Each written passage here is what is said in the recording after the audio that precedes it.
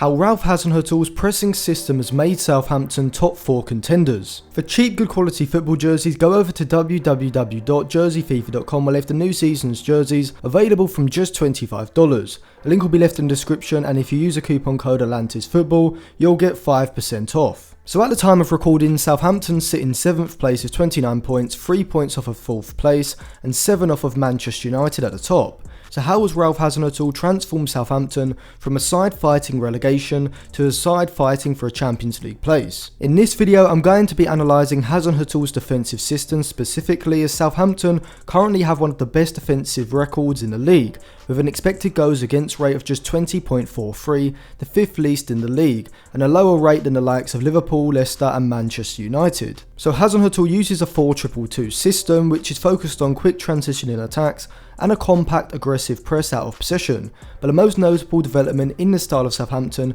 has come without the ball. When the opposition have the ball in their defensive third, we see Southampton pressing in a 4-2-2 shape, with the wide midfielders sitting quite narrow, making the system horizontally compact, and the central midfielders Ward-Prowse and Romeu push up the field, making the system vertically compact as well. However, we see here that the Southampton forwards are not moving to close down the Manchester City centre-backs, instead preferring to cut the passing lane into the deep line midfielder and allow the City centre-backs to have the ball. This is done in order to retain a vertically compact shape, as a centre-back having the ball in possession is not so dangerous in this position, and also stops them being able to progress the ball into their midfield. Southampton's pressing plan is to cut off the passing lanes through the centre of the pitch and force the opposition to move the ball out wide. This pressing style is derived from Klopp's gegenpressing system with Dortmund in the early 2010s, where the press aimed to break down the pitch into smaller parts. By forcing the opposition to build up down one side, their play becomes a lot more predictable, and with the ball in a wider position, the player on the ball has fewer options,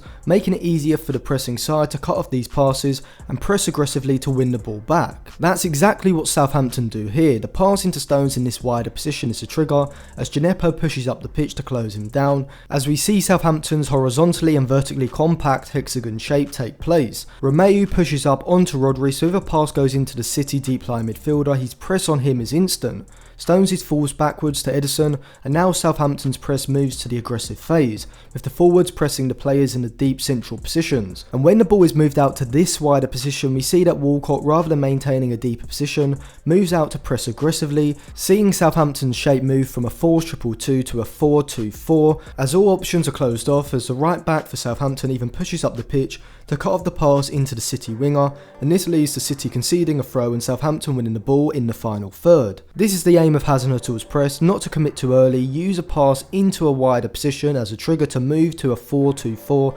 aggressive press, and then to push the midfield and backline high up the pitch whilst pressing in a man-to-man style to cut off the passing options, and then this forces the opposition into a rushed pass to hopefully concede possession in a dangerous area. What makes this press so effective is firstly the positioning of the midfield, which makes the press narrow in width and compact in length, giving the opposition their space in the centre of the field, and secondly the organisation in terms of every player being on point with their movements to press. If one of the central midfielders moves too late to push up the pitch as the ball goes into Stones here, as Djenepo moves out of the midfield line to press him, then Stones can play a quick pass into Rodri, who won't have pressure directly applied to him, which will allow him to turn and play out with the Southampton midfield taken out of the game. If the opposition manage to play through the press and move into the middle third, we see Southampton drop into a usual two banks of 4-4-4-2 shape, with the wide midfielders sitting narrow to keep the system horizontally compact and stop passing lanes opening up two players in the half spaces. Now this narrow midfield shape can cause Southampton defensive problems as well as benefits,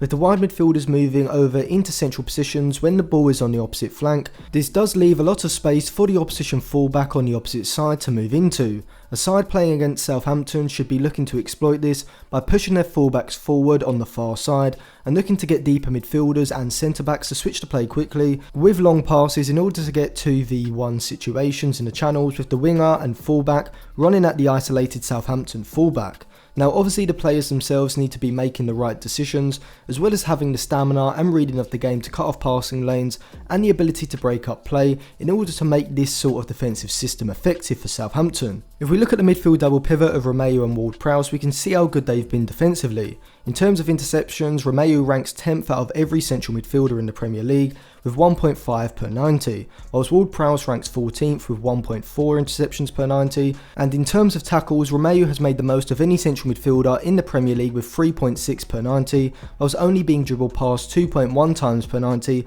whilst Ward-Prowse ranks 14th again with 1.9 per 90, whilst only being dribbled past 1.2 times per 90, showing that both the Southampton central midfielders are putting in fantastic defensive output in terms of their reading of the game, anticipating passes, as well as breaking up attacks by putting in tackles, both of which are essential attributes for the central midfield double pivot to have in an aggressive trigger pressing system like Hassenhuttls. I may do a full analysis of Hassenhuttl's possession system in the future, so make sure you subscribe to the channel and follow me on social media so you don't miss out on that. Give the video a like and check out some of my other videos linked in the description below as well.